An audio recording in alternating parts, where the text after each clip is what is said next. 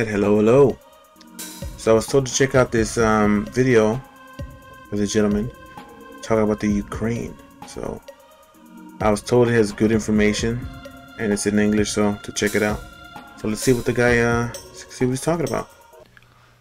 Well, howdy there, Internet people. It's Bo again. So today we are going to talk about something I didn't want to talk about, to be honest. Something I was hoping I wasn't going to have to talk about, but here we are. We're going to talk about a specific group, a battalion, a regiment, and we're going to talk about how something like that even happens to begin with. We're going to talk about how it gets cleaned up. We're going to talk about some numbers and some context and put it into focus. Mm-hmm. We're going to talk about one of the real dangers of this situation.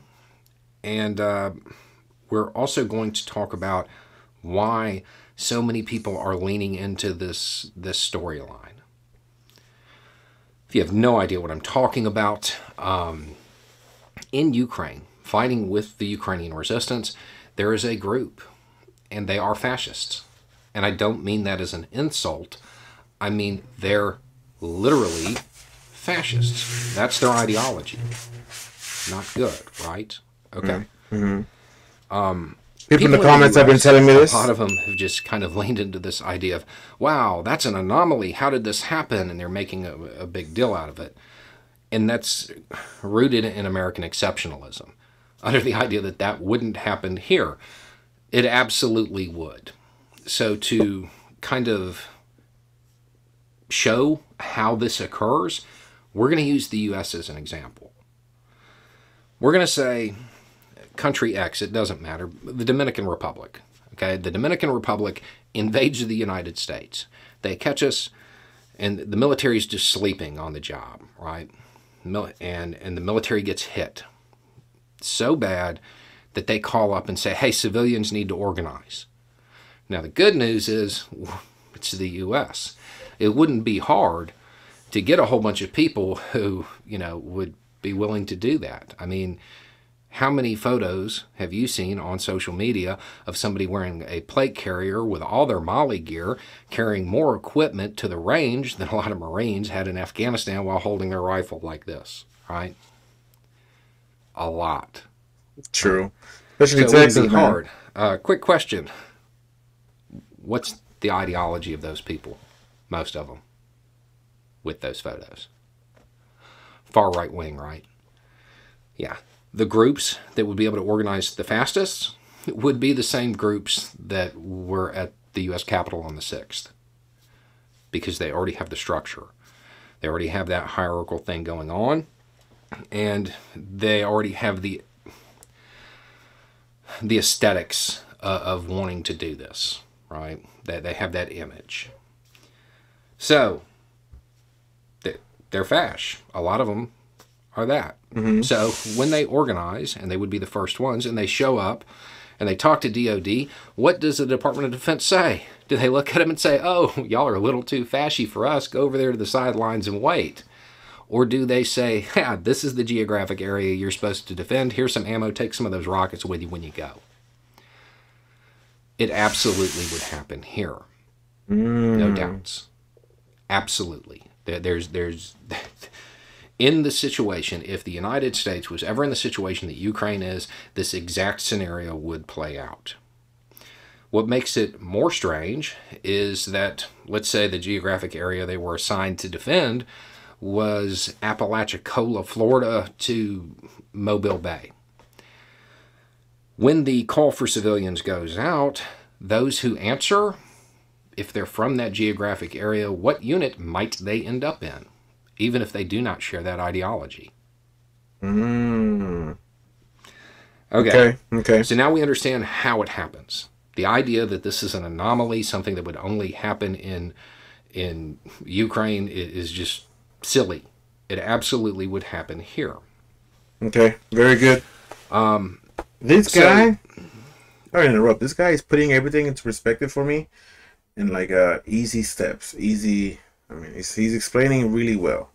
One thing that I've got to point out is that it boggles my mind that this is the thing that people think is weird. understand right now you have people who served in the U.S. Marines fighting in units in Ukraine who are getting advice from people from Afghanistan who the Marines were fighting against on how to build stuff and set them by the roads. Like, that's occurring as we speak. To me, that is far more of a stranger, politics make strange bedfellows type of thing than this. But here we are. Very true. Very true. So how do you clean this mess up? Because the reality is this is bad. These are, in fact, fascists. And they're now armed. Well armed. Historically, this gets cleaned up in a couple of different ways. One is that the group just dissipates. That they just, after the conflict, they're just like, yeah, we're done with this. I don't think that's incredibly likely in this case in Ukraine. Another is that right after the conflict, during all the celebrations, a government engages in mass arrests. Or some governments historically have sought more permanent solutions en masse to groups like this. I don't think that would happen in Ukraine, but it is something that has happened in the past.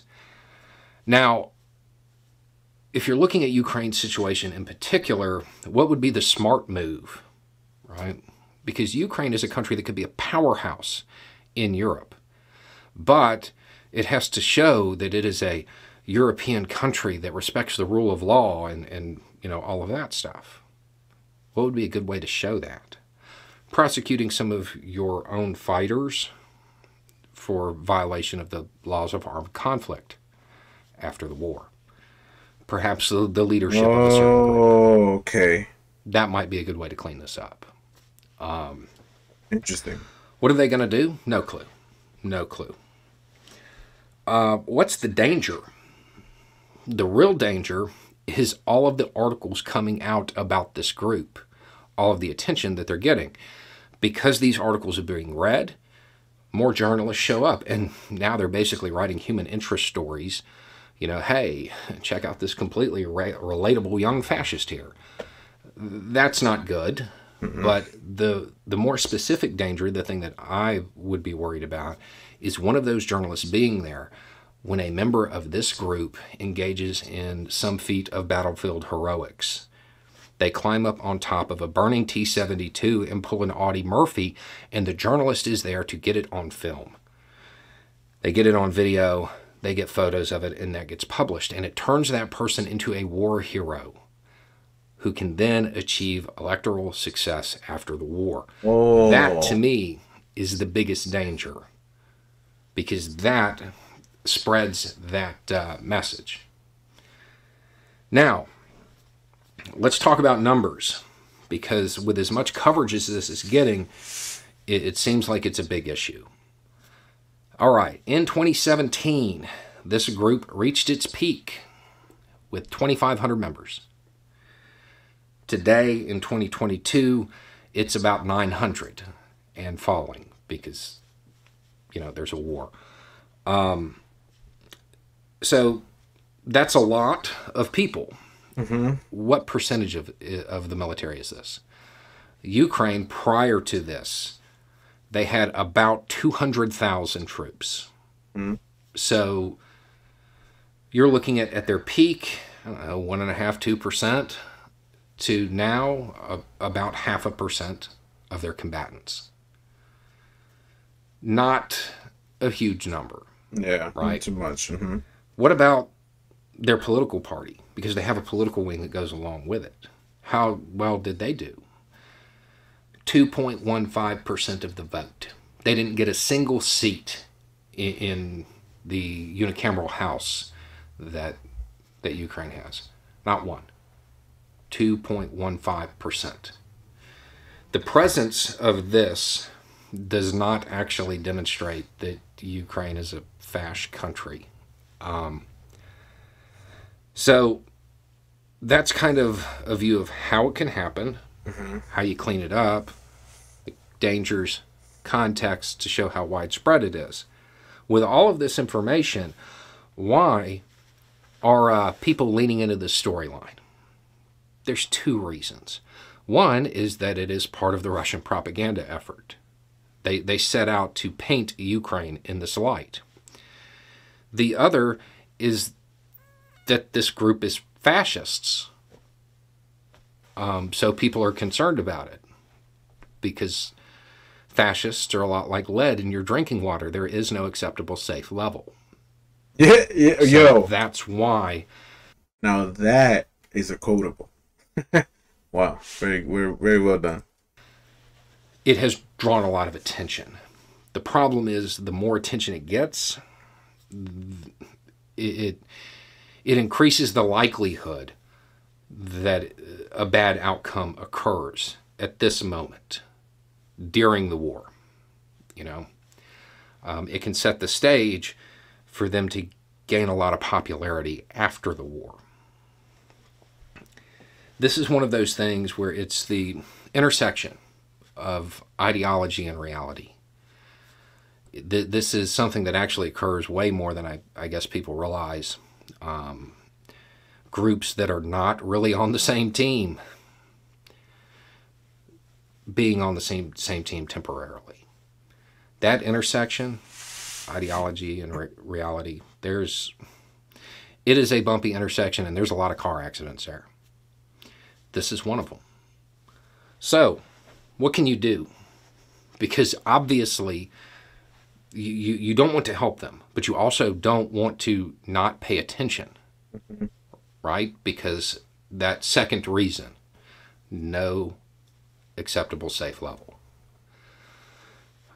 My advice would be, rather than looking at them and sharing articles about them, there are left-wing, progressive groups there as well. Highlight those instead. Get the press talking about those. That way, if there is a war hero that comes out of it, it's one of them. Somebody who might be able to ride that and take Ukraine to a more progressive place. But at the same time, while looking at the numbers, looking at how successful they've been in elections, looking at the small percentages involved, it's not really the big threat it's being made out to be. There's no acceptable safe level. So don't stop paying attention to it. Just maybe provide some information that might be more beneficial when you're out sharing stuff. Anyway, it's just a thought. Y'all have a good day. All right, there it is. There it is. So guys, I wasn't really sure exactly where this was gonna go, to being honest. What do you guys think? Is he right? Is this Ukrainian-Russian conflict gonna birth another monster? I don't know, man. I know this wasn't subtitled for you guys, but anybody, any English speakers, you know, in the comments, drop your suggestion, man. Drop any opinions that you think is kind of right. Just, yeah. But yeah, guys, like, comment, subscribe. On to the next. Peace.